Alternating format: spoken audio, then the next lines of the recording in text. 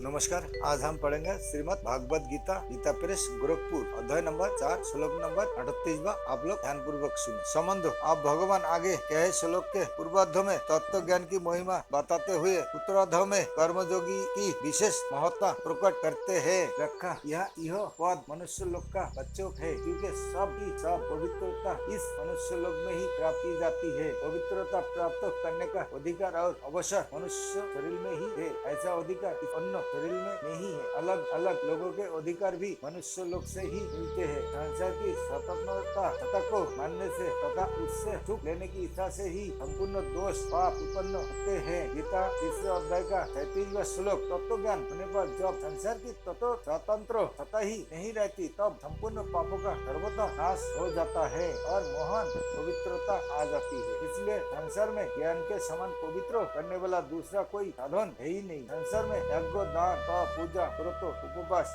जप ध्यान प्रणाम आदि जितने साधन है तथा गंगा यमुना गोदावरी आदि जितने तीर्थ है, वे सभी मनुष्य के पापों का नाश करके उसे पवित्र करने वाला है। परंतु उन सब में भी तत्व ज्ञान के समान पवित्र करने वाला कोई भी साधन तीर्थ आदि नहीं है, क्योंकि वे सब तत्व ज्ञान के साधन है और तत्व ज्ञान उन सबका शब्द है। परमात्मा पवित्र के भी पवित्र है। उन्हीं परम पवित्र परमात्मा का अनुभव कराने वाला होने से तत्व ज्ञान भी अत्यंत पवित्र है। जिसका कर्मयोग सिद्ध हो गया है, अर्थात कर्मयोग का अनुष्ठान संकल्पपूर्ण हो गया है, उस महापुरुषों को यहाँ जो संदिग्ध कहा गया है। छठे अध्याय के 4 श्लोक में इसी को युगारूढ़ कहा गया है। युगारूढ़ होना कर्मयोग की अंतिम अवस्था है। युगारूढ़ होते ही तत्वबोध हो जाता है। तत्वबोध हो जाने पर संसार से सर्वथा संबंध विच्छेद हो जाता है। कर्मयोग की मुख्य बात है अपना कुछ भी ना मानकर संपूर्ण कर्म संसार के लिए करना, अपने लिए कुछ भी ना करना। ऐसा करने पर सामग्री और क्रिया शक्ति दोनों का प्रवाह संसार की सेवा में हो जाता है। संसार की सेवा में प्रवाह होने पर मैं सेवक हूँ ऐसा अहम का भाव भी नहीं रहता, अर्थात सेवक नहीं रहता, केवल सेवा रह जाती है। इस प्रकार जब सेवक सेवा बनकर सेवा में लीन हो जाता है, तब प्रकृति के कार्यों शरीर तथा संसार से सर्वथा वियोग संबंध विच्छेद हो जाता है। वियोग होने पर संसार की स्वतंत्र सत्ता नहीं रह जाती, केवल क्रिया रह जाती है। इसी को जो कि संग सिद्धि अर्थात संभव सिद्धि कहते हैं। कर्म और फल की आसक्ति से ही योग का अनुभव नहीं होता। वास्तव में कर्म और पदार्थ से संबंध विच्छेद सब सिद्ध है, कारण कि कर्म और पदार्थ तो अनित आदि अंत वाले है और अपना स्वरूप नित्य है। अनित कर्मों से नित्य स्वरूप को क्या मिल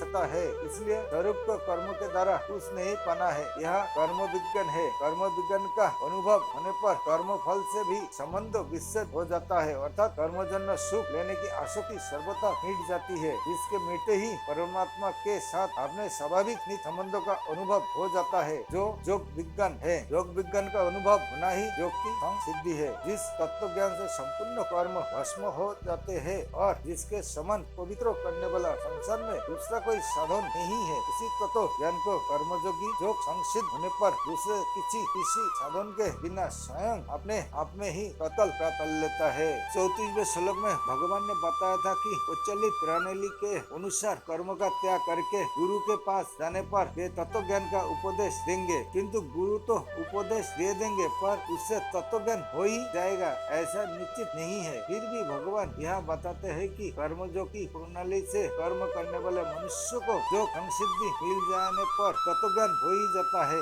उपयुक्त पदों से आया कालीन पद विशेष ध्यान देने योग्य है। भगवान ने व्याकरण की दृष्टि से कालीन पद द्वितीया में प्रस्तुत करके वहाँ यह बताया है कि कर्मयोग से अवश्य ही तत्व ज्ञान अथवा परमात्मा तत्व का अनुभव हो जाता है। स्वयं पद देने का तात्पर्य यह है कि तत्व ज्ञान प्राप्त करने के लिए कर्मयोगी को किसी गुरु की ग्रंथ की या दूसरे किसी साधन की अपेक्षा नहीं है। कर्मयोग की विधि से कर्तव्य कर्म करते हुए ही उसे अपने आप तत्व ज्ञान प्राप्त हो जाएगा। आत्मनि विद्यार्थी पदों का तात्पर्य है कि तत्व ज्ञान को प्राप्त करने के लिए कर्मयोगी को किसी दूसरी जगह जाने की जरूरत नहीं है। कर्मयोग सिद्ध होने पर उसे अपने आप में ही सत सिद्ध तत्व ज्ञान का अनुभव हो जाता है। परमात्मा सब जगह परिपूर्ण होने से अपने में भी है। जहाँ साधक मैं हूँ रूप से अपने आप को मानता है, वही परमात्मा विराजमान है, परंतु परमात्मा से विमुख होकर संसार से अपना संबंध मान लेने के कारण अपने आप में स्थित परमात्मा का अनुभव नहीं होता। कर्मयोग का ठीक अनुष्ठान करने से जब संसार से सर्वथा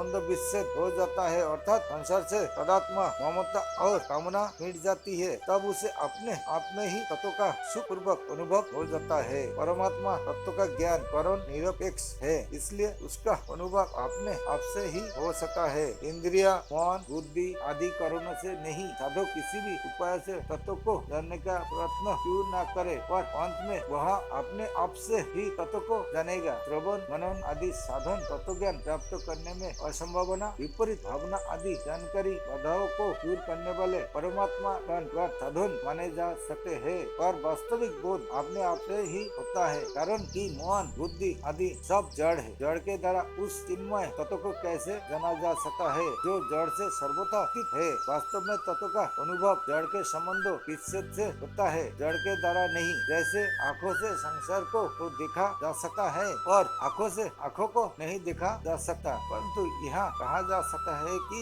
जिससे कहते हैं वही आँख है। इसी प्रकार जो सबको जानने वाला है उसे किसी के द्वारा जाना जा सकता है, परंतु जिससे संपूर्ण वस्तुओं का ज्ञान होता है वही परमात्मा तत्व है। विशेष बात, इस अध्याय के 33वें से 37वें श्लोक तक भगवान ने ज्ञान की जो प्रशंसा की है, उससे ज्ञान जो की विशेष महिमा झलकती है, परंतु वास्तव में उसे ज्ञान जो की ही महिमा मान लेना उचित प्रतीत नहीं होता। गहरा विचार करे तो इसमें अर्जुन के प्रति भगवान का एक गुण अभिप्राय प्रतीत होता है कि जो तत्व ज्ञान इतना महान और पवित्र है तथा जिस ज्ञान को प्राप्त करने के लिए मैं तुझे तत्वदर्शी महापुरुष के पास जाने की आज्ञा दे रहा हूँ, उस ज्ञान को तू स्वयं कर्मयोग के द्वारा असमय प्राप्त कर सकता है। इस प्रकार ज्ञान जो की प्रशंसा के ये श्लोक वास्तव में कारण से कर्मयोग की ही विशेषता महिमा बताने के लिए है। भगवान के अभिप्राय यह नहीं था कि अर्जुन ज्ञानियों के पास जाकर ज्ञान प्राप्त करे। भगवान का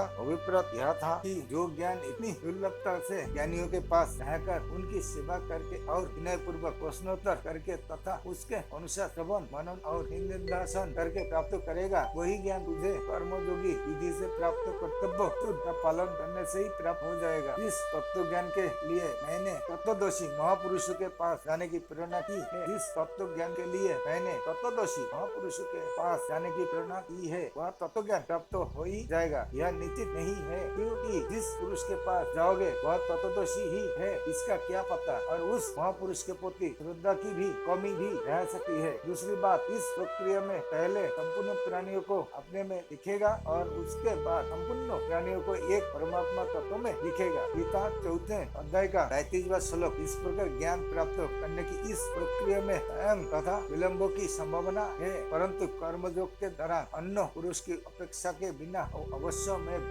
और तत्काल उस तत्व ज्ञान का अनुभव हो जाता है। इसलिए मैं तेरे लिए कर्मयोग को ही ठीक समझता हूँ तुझे प्रचलित प्रणाली के ज्ञान का उपदेश भी नहीं दूंगा। भगवान तो महापुरुषों के भी महापुरुष है और वे अर्जुन को किसी दूसरे महापुरुष के पास जाकर ज्ञान सीखने के लिए कैसे कह सकते हैं। आगे इसी अध्याय के 41वें श्लोक में भगवान ने कर्मयोगी की प्रशंसा करके 42वें श्लोक में अर्जुन को समता में स्थित होकर युद्ध करने की स्पष्ट रूप से आज्ञा दी है। परिशिष्ट भाव पवित्र मिहो अपवित्रता संसार के संबंधों से आती है। तत्व ज्ञान होने पर जब संसार का अत्यंत अभाव हो जाता है तब अपवित्रता रहने का प्रश्न ही पैदा नहीं होता। इसलिए ज्ञान में किंचित मात्र भी अपवित्रता जड़ता विकार नहीं है। यह पद लोक का वाचक है, तात्पर्य है कि तत्व ज्ञान लौकिक है जबकि परमात्मा ज्ञान अलौकिक है। नमस्कार।